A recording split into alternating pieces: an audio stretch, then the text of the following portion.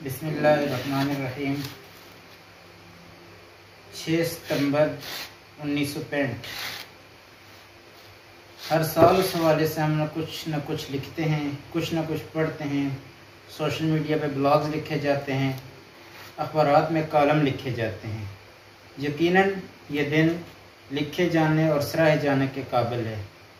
बिलाशुबा उस दिन जब भारत ने अपनी अज़ली मक्कारी और रवायती बुज़दिली से काम लेते हुए हमारे मुल्क पे हमला आवर हुआ, और उनका अज़म ये था कि वो नाश्ता लाहौर में बैठ के करेंगे, लेकिन अल्लाह के शेरों ने और पाकिस्तान के शहीनों ने उनका ये अज़म मलिया मेट कर दिया और उनको दुम दबा कर भागना पड़ा।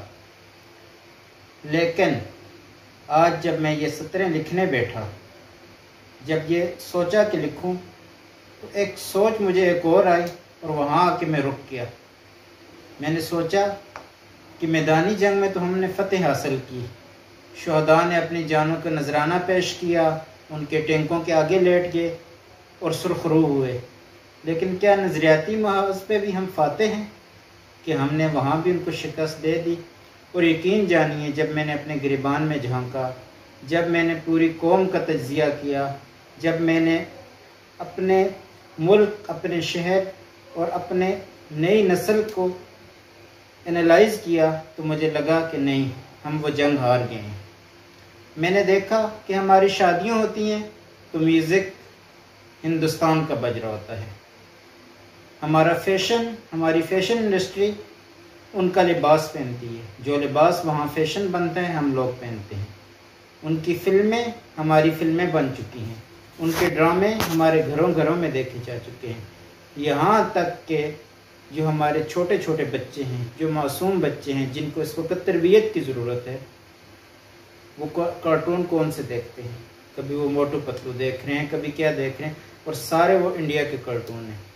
और फिर मैंने देखा कि उन ड्रामों के अंदर, उन फिल्मों के अंदर, उन मूवीज़ के अंदर उन्होंने अपनी तहज़ीब को जागर किया, उन्होंने अपनी मजहबी तहज़ीब को जागर किया। उन्होंने वहाँ मंदिर के नाकूस सुनाए हमें, मंदिर और उनके जो ब्राह्मण हैं, जो उनके पंडित हैं, उनके भजन गा गा कर सुनाए गए, और हमारी नई नस्ल को ज़बान पर वो आम हो गए। हर फर्द उनके मज़हब के बारे में जानता है, लेकिन अपने मज़हब के बारे में नहीं जानता। और मुझे बड़ा अफसोस हुआ, बड़ा दुख हुआ कि इस महाज पर कम अज़ कम हम बहुत ज़्यादा शिकस्त खा चुके हैं, और इंडिया ने हार नहीं मानी। भारत ने उस वक़्त शिकस्त खाकर हार नहीं मानी। वो उसने अपनी फ़ौज तो वापस बुला ली, लेकिन उसने एक और फ़ौज हमारी नज़रियाती महाज पे दाखिल की, और वो फ़ौज उनकी तहज़ीब थी। वो फ़ौज, वो उनका लश्कर जो था, वो तहज़ीब की यलगार थी, और इस मैदान में वफ़ाते ठहरे। सोचने की बात है कि हम क्यों कर इसमें गिरे और हमें कैसे इससे छुटकारा हासिल होगा।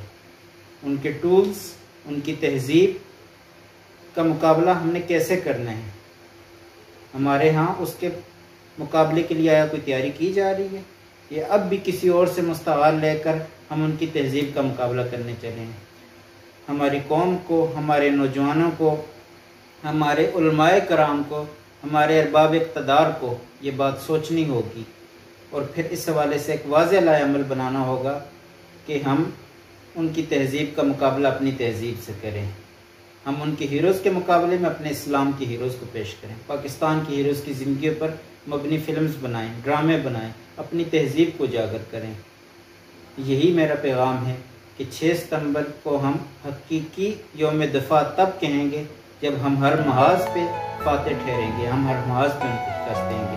बहुत बहुत शुक्रिया।